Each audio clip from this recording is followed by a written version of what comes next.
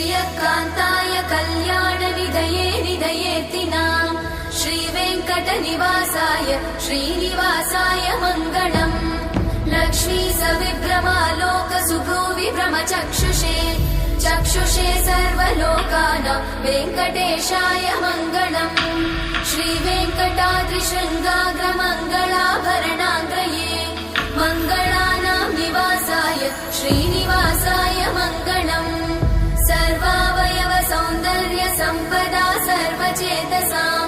सदा सम्मोहनायास्तु वेङ्कटेशाय मङ्गलम् नित्याय निरवध्याय सत्यानन्दचिदात्मने सर्वान्तरात्मने श्रीमद् वेङ्कटेशाय मङ्गलम् स्वतः सर्वविदे सर्वशक्तये सर्वशेषिने सुलभाय सुशीलाय वेङ्कटेशाय मङ्गलम्।